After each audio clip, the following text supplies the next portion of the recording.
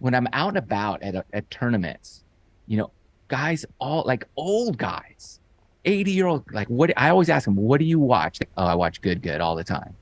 When I heard from Mr. Short Game that 80-year-olds were watching Good Good, I immediately Googled to see how old Kevin Spacey was.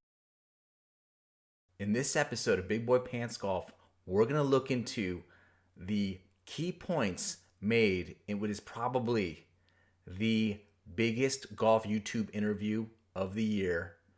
Great job, Mr. Short Game Golf.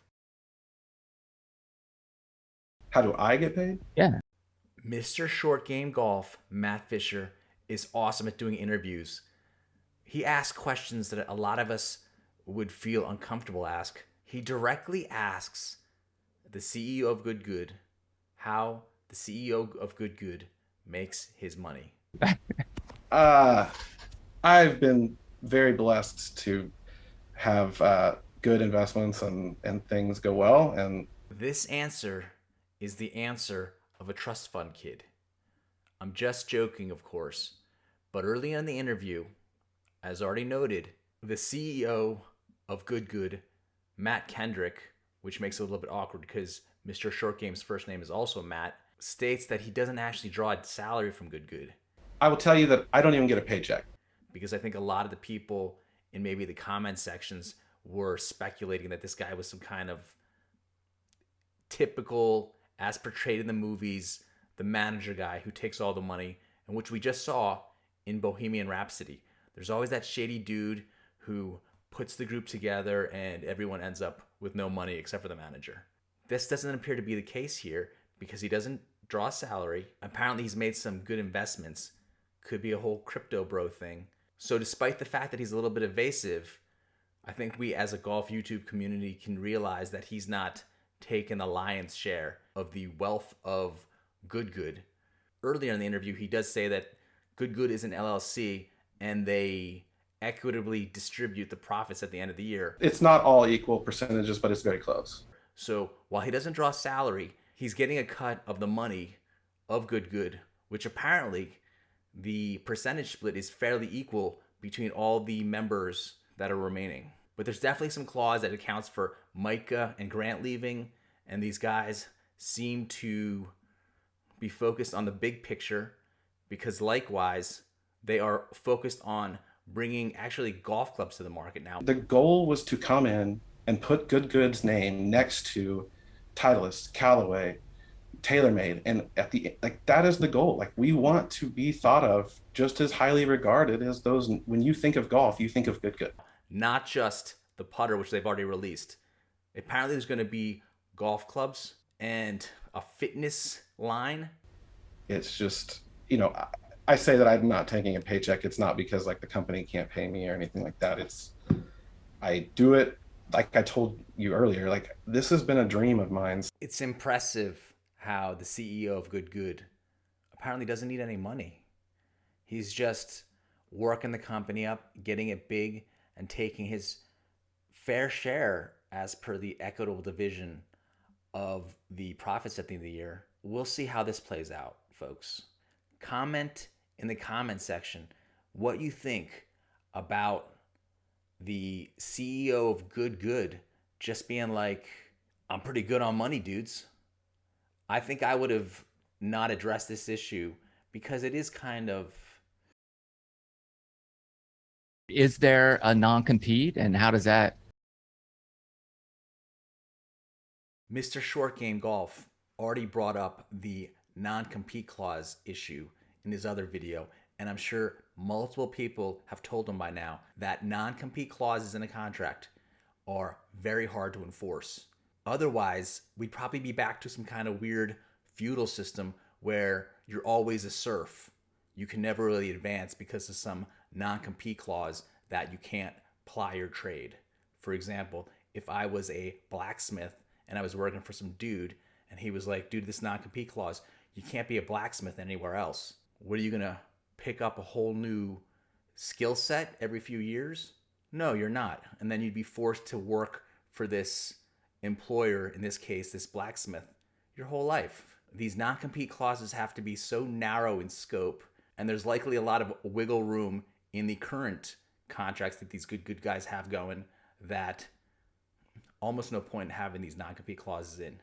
But what's interesting here, and I want you to think about, is the fact that Mr. Short Game repeatedly focuses on these non-compete clauses as if he wants to find out for himself why they aren't being enforced.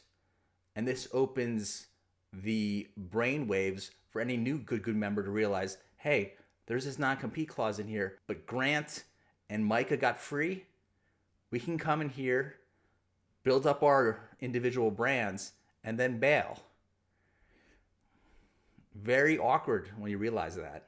I have non-competes on myself. Like, I can't go and start another golf company. I bet you could if you had the right legal counsel who would say, due to X, Y, and Z, this isn't technically a golf company, and you wiggled your way out.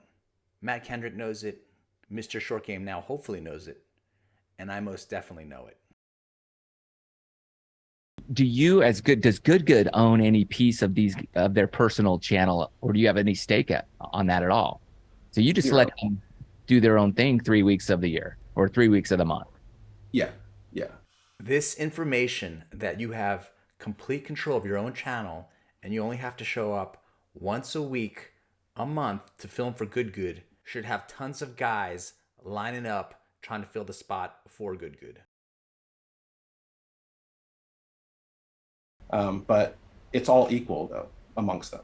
So I found this point astounding, considering from a guy who's not watched tons of the channel, but enough episodes.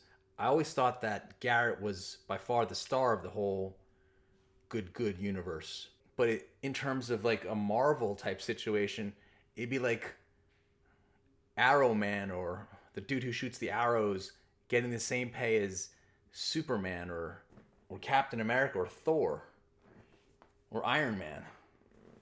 I mean, you have the main stars, who I thought was Garrett, and then you have the Bubby guy, Steven, and Matt, who I thought were kind of like that one level down. For you good guys at home, how does that whole structure work? I mean, clearly some of the guys are more popular than the others, but they're all getting the same pay.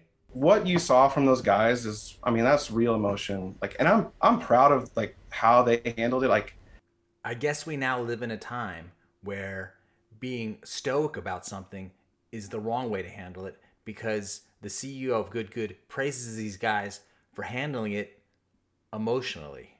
I don't know what to say about that, but everyone kind of cryptically aired some kind of potential dirty laundry that might have hurt someone's feelings the whole time.